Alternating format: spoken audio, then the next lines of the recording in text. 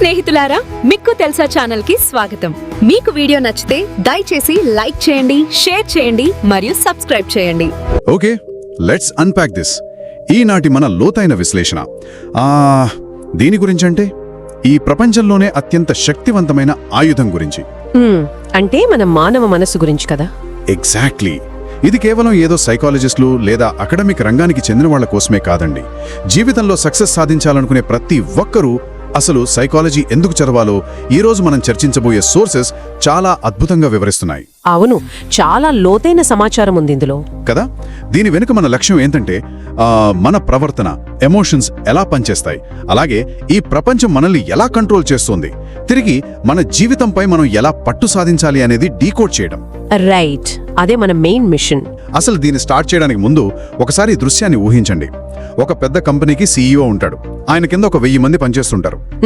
కోట్లాది రూపాయల డీల్స్ చాలా ఈజీగా ఒక చిరునవ్వుతో క్లోజ్ చేస్తుంటాడు. కానీ అలాంటి వ్యక్తిని ఒక ఫ్యామిలీ ఫంక్షన్లో ఒక 50 మంది బంధువుల ముందు మైక్ ఇచ్చి 2 ముక్కలు మాట్లాడమంటే చాలు, చేతులు వణికిపోతాయి.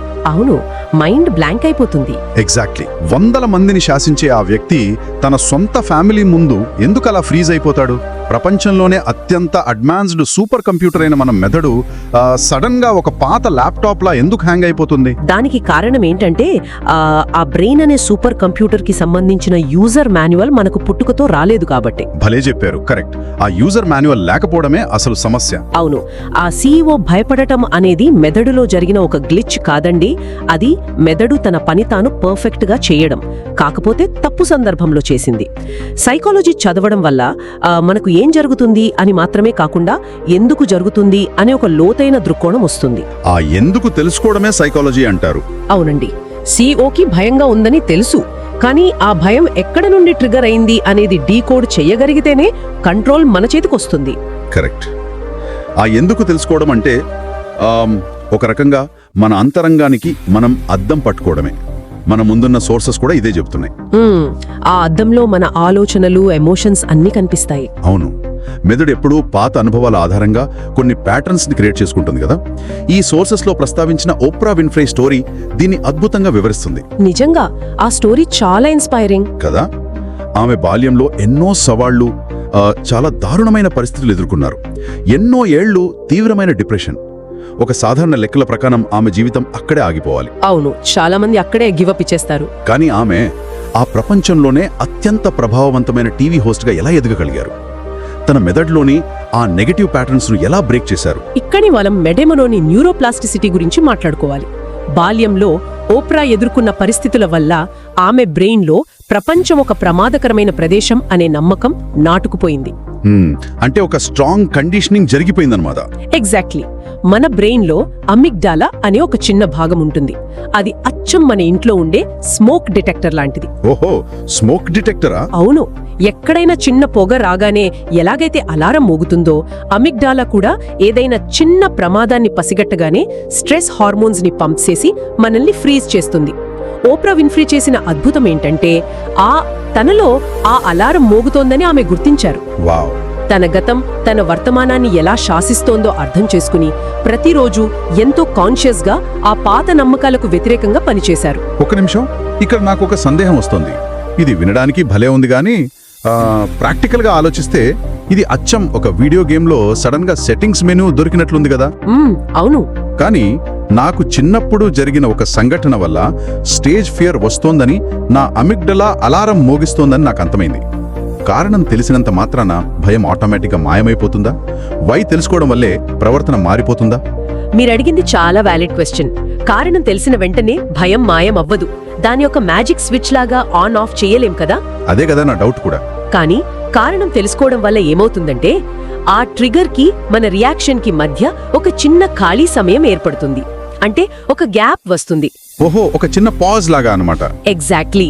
ఆ అలారం మోగినప్పుడు మీరు దానిలో కొట్టుకోకుండా ఓహో నా అమిగ్డలా ఇప్పుడు పాత రికార్డింగ్ ప్లే చేస్తోంది అని ఒక అడుగు వెనక్కేసి చూసి అవేర్నెస్ వస్తుంది. అంటే నిజమైన ప్రమాదం లేదని మనం చెప్పుకోవచ్చా?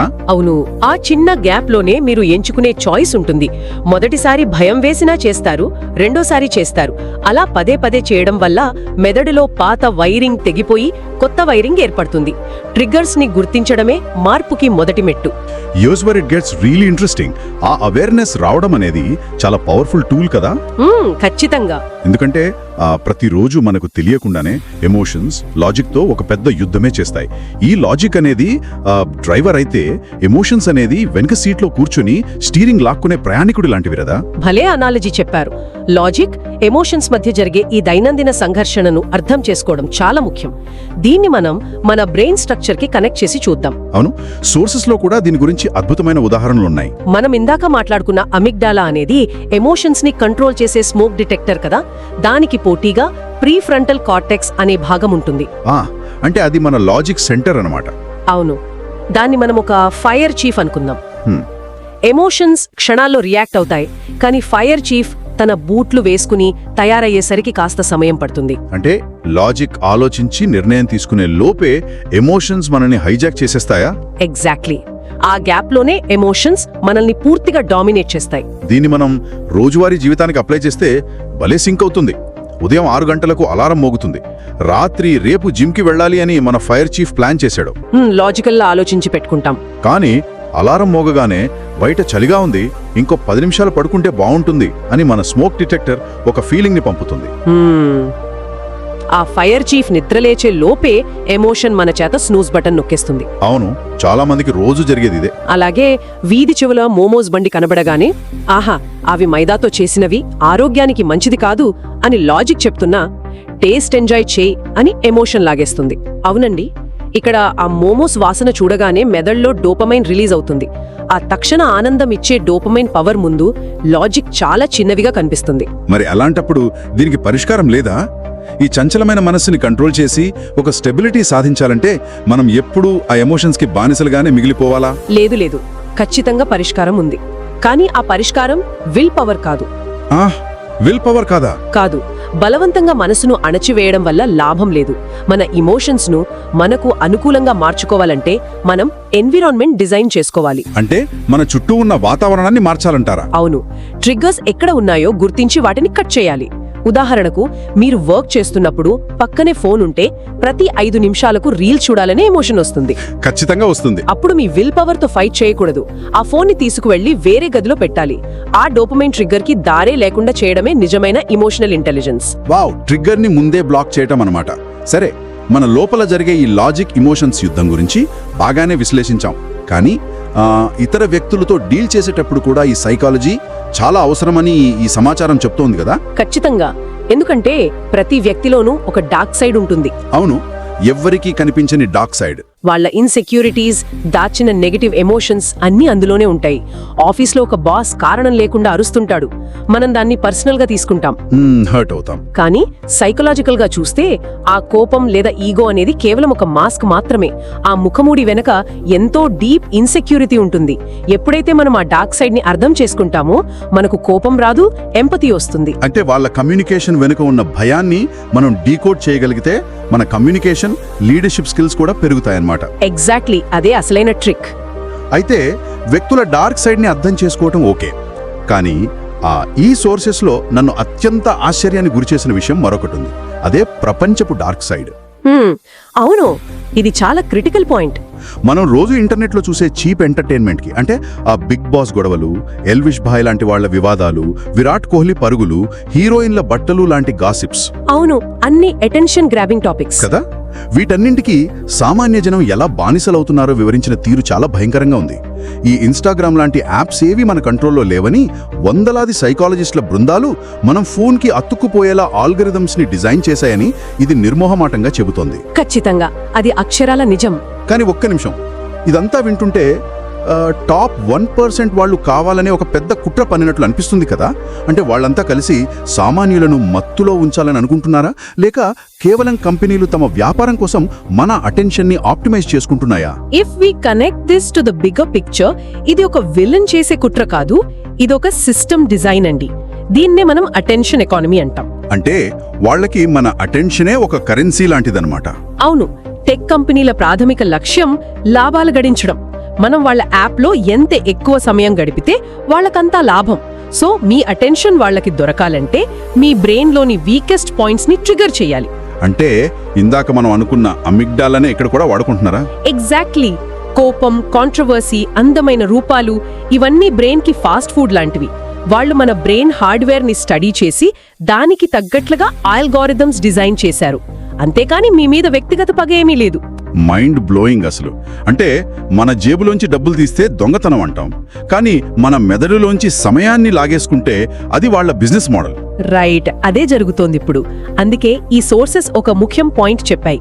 సిస్టమ్ డిజైన్ గురించి ఫిలాసఫీ, మనీ, సైకాలజీ లాంటి డీప్ కాన్సెప్ట్స్ ఎవరైతే చదువుతారో వాళ్లలో ఒక రేషనల్ థింకింగ్ మొదలవుతుంది. అవునవును, ఒక ప్రశ్నించే తత్వం వస్తుంది కదా. ఎగ్జాక్ట్లీ. ఆ ప్రశ్నించే తత్వం రావడం అనేది ఆ 1% వాళ్ళకి, ఆ కన్స్యూమరిస్ట్ సిస్టమ్కి ప్రమాదకరం. అందుకే సామాన్యులను ఆ లోతైన ఆలోచనల వైపు వెళ్లనివ్వకుండా ఎంగేజ్ చేసి ఉంచుతారు. ఇప్పుడు మొత్తం పిక్చర్ అర్థమవుతుంది. ఇకపోతే ఈ సోర్సెస్లో మనం చర్చించాల్సిన అత్యంత శక్తివంతమైన కాన్సెప్ట్ ఒకటి ఉంది. మన సబ్కాన్షియస్ మైండ్, అంటే ఉపచేతన మనస్సు యొక్క పవర్ గురించి చెప్తూ సెక్స్ ట్రాన్స్మ్యూటేషన్ అనే ఒక పదాన్ని వాడారు. ఇది చాలా పవర్ఫుల్ కాన్సెప్ట్. అసలు ఇది చదవగానే చాలా మందికి ఫిజికల్ విషయమేమో అనిపిస్తుంది. So what does this all mean? దీన్ని ఉపయోగించి Steve Jobs, Nikola Tesla, Muhammad Ali, Vivekananda, Mahatma Gandhi లాంటి వాళ్ళు గొప్ప విజయాలు సాధించారని చదివినప్పుడు నేను షాక్ అయ్యాను. అవును, ఎవరికైనా ఆశ్చర్యంగానే ఉంటుంది వినడానికి.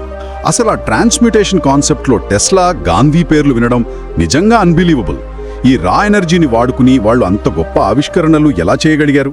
This raises an important question. ఇది కేవలం భౌతికమైనది కాదండి, మనుష్యులలోని అత్యంత సహజమైన, బలమైన, జీవ సంబంధమైన కోరికను, అంటే ఆ లిబిడో ఎనర్జీని ఒక క్రియేటివ్ ఫోకస్గా మార్చుకోవడం. అంటే ఆ ఎనర్జీని అణచివేయడం కాదా?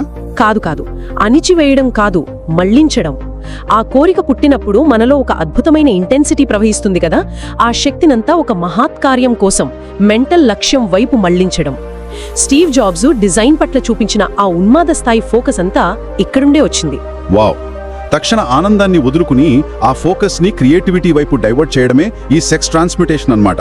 ఎగ్జాక్ట్లీ. దీనికోసం మరియు ఈ ప్రయాణాన్ని మొదలు పెట్టడానికి మన సోర్సెస్లో ఒక 5 అద్భుతమైన పుస్తకాలను లిస్ట్ చేశారు, ఒక మ్యాప్లా పనికొస్తాయని. అవును, ఆ పుస్తకాల లిస్టు నేను చూశాను. మొదటిది రాబర్ట్ గ్రీన్ రాసిన the laws of human nature. మనం ఇందాక మాట్లాడుకున్న వ్యక్తుల డార్క్ సైడ్ ని డీకోడ్ చేయడానికి ఇది పర్ఫెక్ట్. అలాగే డానియల్ కానెమన్ రాసిన థింకింగ్ ఫాస్ట్ అండ్ స్లో.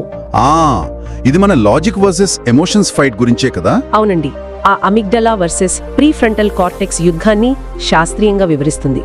అలాగే యువల నోవా హరారి రాసిన సేపియన్స్ మన మెదడు ఈ మోడర్న్ ప్రపంచంలో ఎలా ఇబ్బంది పడుతుందో అర్థం చేసుకోవడానికి ఒక గొప్ప గైడ్. ఇక ఆ సబ్కాన్షియస్ పవర్ కోసం the power of your subconscious mind మరియు think and grow rich. Correct. ఈ పుస్తకాలు చదివితే మనం ఇందాక మాట్లాడుకున్న ఆ ట్రాన్స్మ్యూటేషన్ ఎనర్జీని ప్రాక్టికల్గా ఎలా వాడుకోవాలో ఒక స్పష్టత వస్తుంది. అమేజింగ్. సో ఈనాటి మన ప్రయాణంలో మోమోస్ తినకుండా ఆపుకోవడం దగ్గర నుండి, సోషల్ మీడియా అల్గారిథమ్స్ ఉచ్చుల నుండి తప్పించుకుని, గొప్ప నాయకులు వాడిన ఆ మైండ్ ఎనర్జీ సీక్రెట్స్ వరకు చాలా లోతుగా వెళ్ళాం మనం. నిజమే. వీటన్నింటి సారాంశం ఏంటంటే, సైకాలజీ అనేది ఒక అకాడమిక్ సబ్జెక్ట్ కాదు. ఇన్ఫర్మేషన్తో నిండిన ఈ ప్రపంచంలో అదొక సర్వైవల్ టూల్ అండి. ఖచ్చితంగా. మన మెదడు ఎలా పనిచేస్తోందో మనకు తెలియకపోతే వేరొకరు మనల్ని తమ చేతిలో కీలుబొమ్మలా ఆడిస్తారు. వినేవాళ్ళందరికీ ఈరోజు చర్చ ఒక గొప్ప క్లారిటీ ఇచ్చిందని నేను నమ్ముతున్నాను. అవును, మన మీద మనకు కంట్రోల్ రావడానికి ఇది చాలా హెల్ప్ అవుతుంది. సరే, ముగించే ముందు వినేవాళ్ళ ఆలోచనల్ని రేకెత్తించే ఒక బలమైన ప్రశ్నను నేను అడగాలనుకుంటున్నాను.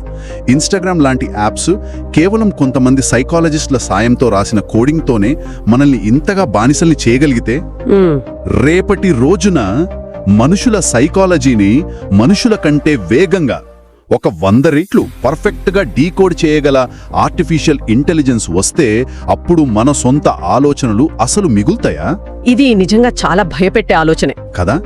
మన కంట్రోల్ ఎంతవరకు మన చేతుల్లో ఉంటుంది? మన మెదడు పూర్తిగా ఆ ఏఐ చేతిలో హ్యాక్ అయ్యే ప్రమాదం ఉందా? ఆలోచించండి. మళ్ళీ ఒక కొత్త విశ్లేషణతో కలుద్దాం.